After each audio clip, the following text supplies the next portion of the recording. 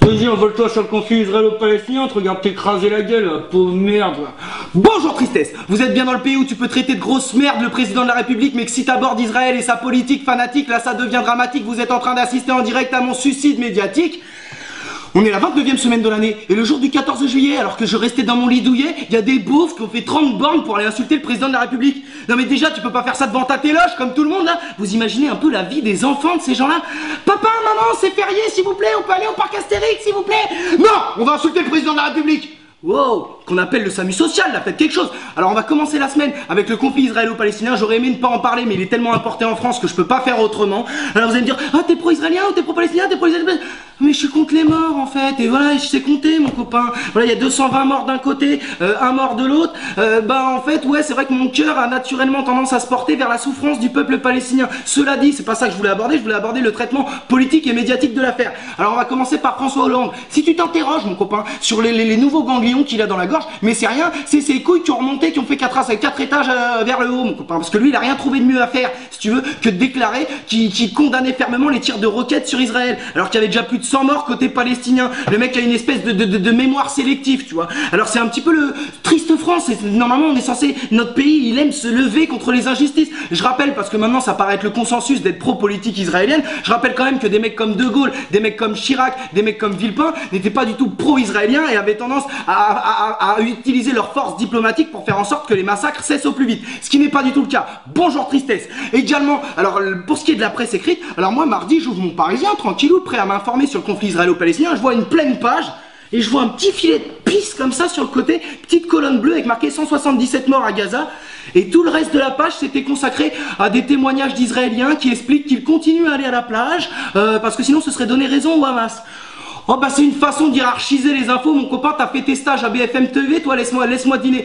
Tu devrais changer de métier ou te faire les veines avec ta carte de presse, mon copain. Alors le pire, ça a quand même été le traitement médiatique de la manifestation pro-palestinienne. Alors je t'explique, si tu veux, il y a un groupe d'extrémistes qui s'appelle la LDJ, encore peu de gens connaissent, mais c'est des extrémistes juifs, si tu veux, c'est un petit peu comme des skinheads juifs. Ah ouais, l'être humain quand il se gratte, il arrive à être con, hein, je peux te dire, il arrive à se mettre dans des situations bien paradoxales. Alors si tu veux, ces gens-là, ils se sont donné rendez-vous sur les réseaux sociaux devant la synagogue de la rue de la Roquette, et déjà c'est de mauvais goût, rue de la Roquette. Ils se donnent rendez-vous en disant mais on verra qui c'est qui a des couilles, venez à la manifestation pro-palestinienne. Ils se donnent rendez-vous là, ils saccagent une terrasse de café, ils se créent des armes avec des bâtons de chaise, ils avaient des tasers, des poings américains sous les yeux des CRS, hein. Ils envoyaient des mecs en bout de cortège traiter les gens de sales bougnoules, sales négros, Palestine on t'encule. Tout ça c'est filmé, hein, et ils partaient en courant, et effectivement au bout d'un moment ils se sont fait courser par une centaine de manifestants pro-palestiniens qui ont craqué, ils se sont fait courser la gueule, ils se sont fait protéger par une rangée de CRS qui subitement s'est rappelé qu'ils étaient là pour protéger les gens. Bon avant ils se disaient bon pour une fois qu'il y a d'autres gens qui disent sale bougnoule, sale négro et qu'on risque rien, carte blanche pour eux les copains. Et pendant ce temps les juifs intégristes sont partis de la LDJ, sont partis se réfugier dans la synagogue, ce qui a effectivement créé des échauffourées autour de la synagogue au sein de laquelle personne n'est rentré. Alors moi je m'interroge quand même parce que déjà il y a des responsables religieux qui ont assisté à toute la scène forcément et qui derrière présentent la LDJ comme leur service de sécurité. Ah bon? Et ça, service de sécurité, je le trouve un peu violent, hein. J'ai vu des trucs un peu, c'est un peu violent, non, votre service de sécurité? Et d'instrumentaliser le lieu de culte comme ça, en le mettant en danger, les croyants, en donnant rendez-vous devant, ça choque personne, non? Et pour ce qui est de TF1 et des journaux télévisés, alors eux, c'est pas compliqué. Ils ont vu la même vidéo que moi, sauf que sur 6 minutes, ils en ont gardé que les 20 secondes où les juifs extrémistes se font courser. Le reste est trouvable sur internet. Mais putain, mais merde, j'imagine, moi, si ça avait été une manifestation pro-israélienne, qu'il y avait des intégristes musulmans qui avaient donné rendez-vous sur les réseaux devant une mosquée en disant on verra qui a des couilles, qu'ils étaient partis insulter les gens dans le cortège de sales juifs nique Israël, et que après s'être fait courser, ils seraient pas fait défendre par la police, ils seraient partis se réfugier dans une mosquée. Mais Valls il aurait appelé le GIGN, il y aurait eu des morts, on nous aurait parlé d'un état islamique en France, on aurait pété les plombs. Je vous laisse quand même méditer là-dessus.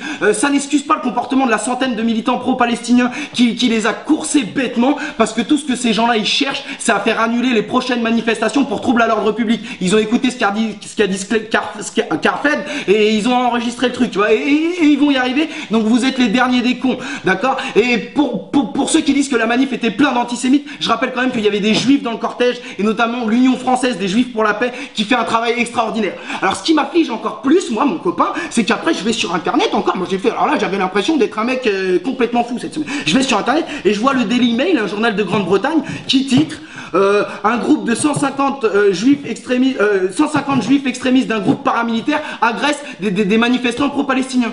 Mais ça veut dire quoi, ça, mon copain? Ça veut dire qu'il faut qu'on aille à l'étranger pour être mieux informé qu'en France?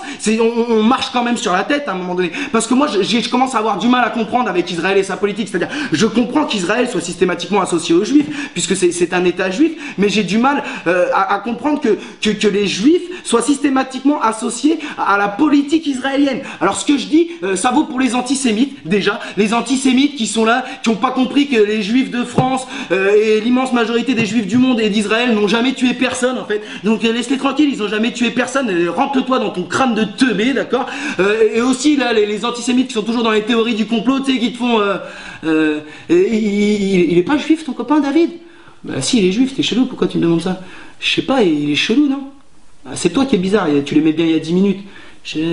Ouais, mais je sais pas, j'ai l'impression qu'il prépare quelque chose. Les mecs qui ont un grain dans le cerveau comme ça, allez vous faire enculer, vous desservez votre combat, hein, sachez-le. Également, alors ça vaut aussi ce que je dis pour la partie des juifs de France qui, tu parles avec eux, ils sont normaux et tout, ils s'indignent pour les Roms, pour la société française, pour les plus pauvres, mais dès que tu parles d'Israël, les mecs ils enfilent des lunettes de soleil, grand sourire, Red Charles, les mecs. C'est pas possible ça, ils se mettent, tu leur parles de massacre d'enfants, ils disent ah, on s'en fout, mais ça peut pas aller, ça c'est pas normal à un moment donné qu'il y ait zéro critique vis-à-vis de l'État d'Israël. Je sais pas, il y a des dizaines de milliers de manifestants juifs à New York qui ont manifesté contre la politique israélienne, il y a des centaines de milliers d'Israéliens qui manifestent contre la politique d'Israël, et c'est pas normal qu'en France on n'ait pas une voix, même une petite voix fluette en disant je sais pas, c'est discutable peut-être, non, c'est pas normal, bordel de merde. Quand au bout d'un moment l'attachement à un État, c'est pas une religion Israël, et il me semble, mon copain, à un moment donné, quand un État fait que l'attachement à un État fait que tu te mets à détester des gens comme Stéphane Hessel, mon copain. Stéphane Hessel, il a été humaniste toute sa vie, son père était juif, il a été résistant, déporté. À un moment donné, quand l'attachement à un État te fait détester un mec comme ça, c'est que t'es à côté de la plaque, il faut te remettre en question. T'es quand même en train de défendre, au bout d'un moment, une politique que l'ONU qualifie d'épuration ethnique, d'accord, la politique d'un pays qui construit un mur autour d'une nappe phréatique pour priver les plus pauvres de la flotte, la politique d'un pays qui tire sur des navires humanitaires qui se dirigent vers la Palestine, la politique d'un pays qui stérilise ses Éthiopiennes en échange de cartes de séjour, bordel de merde. Moi, j'aime la France, tu vois, je comprends, moi j'aime la France, j'adore la France, et ben je passe mes putains de journées à la critiquer, mon copain, parce que je veux la tirer vers le haut, dire oh bah non, la France elle est bien tout le temps, et ben ça va faire qu'un jour ce sera un gros pays de merde. Faut se le mettre dans le crâne à un moment donné, et que ce soit clair, les copains. Alors également cette semaine il y a d'autres infos, hein, même si ça a pris beaucoup de place. Alors si tu veux, il y a la candidate FN là, qui était sur une liste au municipal et qui avait comparé Christiane Taubira à un singe, qui a pris 9 mois ferme. Et bah alors ma copine, on compare les noirs à des singes et on se fait juger en Guyane? Pas de bol, ma grosse. Tu l'as senti passer celle-là? Bon, 9 mois c'est beaucoup, les gens ils prennent même pas ça pour agression sexuelle. Mais un peu de prison ferme pour les agressions racistes, je pense que c'est bien pour le symbole. Vous annulez, vous lui mettez 2 mois s'il vous plaît. Et également, alors il y a la chenille des enculés qui se poursuit à l'UMP, hein, c'est un long mariage ça. Alors là ils ont vu que Rachida Dati a facturé 10 000 € de facture téléphonique par an à l'UMP. Bon, quelqu'un lui explique qu'il y a des forfaits illimités à 15 balles à celle-là, ou comment on fait avec elle? En tout cas, elle reste un exemple pour toutes les starfuckeuses en herbe, hein, apprenez-le les filles, hein, plutôt que d'aller traîner à la chicha, envoyer des lettres à des personnalités, vous finirez peut-être ministre les copines. Ça c'est la réalité. Également il y a Monoprix qui a décidé devant certains de ses magasins de mettre des affichettes en demandant à la clientèle de ne plus donner d'argent ou de faire de courses pour les mendiants. Alors je vais faire synthétique pour vous. Alors vous étranglez les producteurs, vous exploitez vos salariés, vous nous vendez des produits de merde trop chers et vous voudriez qu'on bosse gratos pour votre sale gueule à se griller notre accès au paradis? Putain, elle est où ma montre? Mais à quelle heure on vous baise vous là à un moment donné, hein? Sinon vous arrêtez de mettre de la javel dans les poubelles comme des suppôts de Satan et tout le monde sera content. Les gens ils mangeront des produits et il y aura plus d'insécurité, non? Non, bah allez vous faire enculer. Alors également, alors il y a les Balkany. Alors les Balkany, toujours eux, bah ça c'est les grands champions, il leur manque que la Champions League à ceux-là, tu vois. Alors les Balkany, là on s'est rendu compte, on fait leur compte pour leur fraude fiscale, on s'est rendu compte qu'ils avaient eu 45 abonnements Canal en 6 ans les mecs. Alors ça c'est fort. Putain mais ils ont combien de téloches ces gens-là, je comprends pas. La femme Balkany Balkany, elle doit être comme ça devant ta télé. Eh, ça marche pas, Canal, chérie. Eh, tu t'en fous, refais un abo, on s'en branle, c'est le fric des Français, ok. C'est quoi, à un moment donné, il va falloir que ça s'arrête, qu'on les accroche au mur, on va organiser une partie de fléchettes, on visera les yeux. Ça pourra pas durer éternellement, cette affaire. Alors, cette semaine, il y a 3 big up. Alors, le premier big up, c'est pour l'équipe de Brahim Asloum, qui était à Fort Boyard, ils étaient prêts à faire gagner beaucoup d'argent à leur association, c'était beau. Et au moment de la finale, là où ils doivent composer un mot, et ils ont mal orthographié le mot beurre, les mecs. Alors là, ils ont tout perdu, 0. C'était une belle bande de narvalos à l'association. À tapage, porterait plainte. Également, il y a un mec, il a tué sa femme parce qu'elle lui a servi des lentilles alors qu'il voulait de la viande aux États-Unis ou en Inde, je sais plus. Ça, c'est du grand n'importe quoi. Mais c'est quelqu'un qui sait ce qu'il veut. Et ce qu'il veut, c'est un peu de viande et beaucoup de prison. Ça, voilà, mon copain. C'est tout ce qu'il veut, celui-là. Enfin, il y a une fille qui a raté 110 fois l'examen du code de la route. Arrête, à un moment donné, arrête d'investir ton temps et ton argent là-dedans, investis dans un fusil ou dans une piscine si tu sais pas nager, mais il faut en finir, ma copine.